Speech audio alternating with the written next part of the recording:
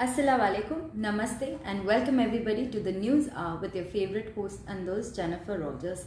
And if you're new to our channel, do not forget to share this video with all your friends and family so they are aware about all the things happening in Qatar and all around the world. And with that, we are also available on Instagram, Facebook, and Twitter, where we post a lot of interesting content and it's just for you. Do not forget to subscribe to our YouTube channel, which is also called Qatar Day. And do not forget to check out our other channel, which is called qatarday.com. And with this, I have about 3 local news and 2 international news. So let's just get into it. The first one being that the International Bureau of Exhibition discusses Qatar's preparation. I'm really sorry, just give me a minute. The International Bureau of Exhibition discusses Qatar's preparation for Expo 2023. Mr. Muhammad Al-Kuwari, Secretary General of the Expo 2023 Doha, participated this morning at the Executive Committee of International Bureau of Exhibition in the presence of His Excellency Sheikh Ali bin Jassim bin Thani, Ambassador of Qatar to the French Republic. During the meeting, he gave a presentation showing the progress of Qatar's preparation to host the Expo. Then the Secretary General replied to the question about the reasons for which the date was postponed to 2023 and the date of the site's readiness to enable countries to build this pavilion. He indicated that the High Committee is currently working to review the strategic plan and reformulate to it suit the current circumstances. After which Mr. Muhammad Al-Kuwari stressed that the keenness and the readiness of the state of Qatar, as usual in hosting international events, to organize an international exhibition and to the highest standard to take all precautionary and preventive measures against COVID-19, both in the construction phase and in the hosting and operation phase. Now, in the end of the meeting, the approval for the International Bureau of Exhibition for the new dates in hosting the Expo was granted and the file was transferred to the General Assembly, which will in turn ratify the approval at the next meeting on December 1st of 2020. Now with this, let me get to the second update of the day, which is Dr. Faleh bin Nasser Al-Thani is talking about the sustainable agriculture contribution to addressing crisis and natural disasters. The Assistant Deputy Manager of Agriculture and Fishery said that this year's World Food Day, that is on October 16, celebrating is under the theme Together We Grow, Feed and Maintain Sustainability. It aims to direct attention and urge action towards contributing to food security, human health, and agriculture and access to sustainable development. Now this year's theme, he pointed out, emphasizes the fundamental role of the agriculture in providing food while maintaining sustainability. He further stressed that sustainable agriculture is a culture and it's crucial to eradicate poverty and hunger, conserving natural resources, mitigating and adapting to the effects of the climate change, and achieving healthy food system and building resilience to the crisis and natural disasters. He further stressed on the importance of the agriculture and food system adapting and becoming more productive and sustainable. Sustaining food cultivation means adopting practices that lead to greater production with lower inputs in the same land area and the rational use of natural resources. Now this, as well as reducing food loss before reaching the final product or retail phase through a number of initiatives, including better mechanisms for harvest, storage, packaging and transport. He further indicated that the agriculture can play a transformative role in addressing the effects of climate change. Now with this, let me get to the third update of the day, which is Qatar strongly condemns crimes of killing 8 people in Iraq. The state of Qatar's voiced strong condemnation and renunciation of the heinous crime which resulted in killing 8 people by firing squad and left 4 people missing in the governorate in the northern Iraq.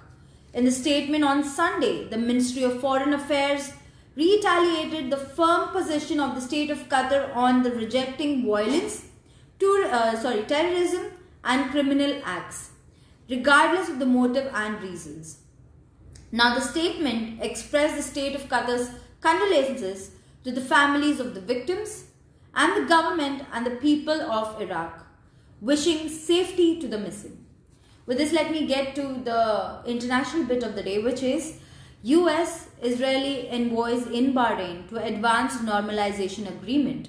A joint American-Israelite delegation headed Sunday for Bahrain, where officials will be signing a number of bilateral agreements following an announcement last month to normalize the relations. The US Secretary Stephen Mnuchin and Prime Minister Benjamin, National Security Advisor, led the delegation that flew out to the airport of Ben Gurion's. Now, Israel's commercial ELA flight 973, a nod to the international dial code of Bahrain, flew to Manama, where the delegates from their three countries spoke at the ceremony after landing. Now, Munich and Ben Sabah were received at the Al Qudaybiya Palace in Manama by the country's Deputy Prime Minister. Sheikh Mohammed bin Mubarak Al Khalifa said that the normalization of relations between Bahrain and Israel confirmed King Hamad's commitment to peace and strategic options. Though with sustainability or stability, prosperity and peace could be achieved in that region again. Sheikh Mohammed added that this would ensure that the success and efforts to achieve a solution to the Palestinian issue through a two-state solution increase the international resolution and the Arab Peace Initiative. Now, the trip to Bahrain on Sunday also came as the UN armed embargoes in Iran they expired despite the American objections. Now, Bahrain, like several other Gulf Arab nations, views Iran as the most serious threat to its security in the Persian Gulf. The Israeli delegates is slacked by to fly back to Tel Aviv later on Sunday, while the Americans will head to UAE before flying to Israel on Tuesday. Last month, the first known commercial flight between the two countries bought for the Israel officials of Manama to discuss the cooperation between the Israel and Bahrain following the signing of the agreement to normalize ties. Now, with this, let me get to the last international update of the day. India can overtake Japan to become world's third largest economy by 2050. Now, India's economy may climb from the fifth to the third route in the last of the world's largest economies over the next 3 decades, according to the recent study published in the medical journal Lancet. That's what it's called, the medical journal. Now, the research conducted earlier this year is based on the changes to size of working age population in the world's largest country, which is then translated into the scenarios of total gross domestic products. According to the Lancelot projection, India will have the largest working age population prior to 2030, which will continue growing to reach peak levels before 2050. Now, despite a project decline later on, India will still have more working age adults than any other country in the world by the end of the century. In 2017, India was the 7th largest country in the world before rising to its current position of 5th. Demographic shifts will allow the South Asian nation to emerge in the 4th largest economy by 2030, behind the US, China and Japan.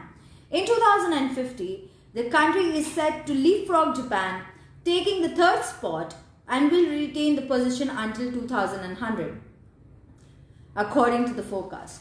Now, with this, I'm done with all the updates for today. Thank you so much for logging on to Qatar Day. Keep loving, keep supporting, keep watching Qatar Day, the pulse of the nation. Me, your host and those, Jennifer Rogers, and I'll see you guys tomorrow. Same time, same place. Until then, Khuda Hafiz. And remember to take care of yourself. Remember to eat healthy, stay healthy, and look after yourself. And I'll see you guys tomorrow. Khuda Hafiz. Bye bye.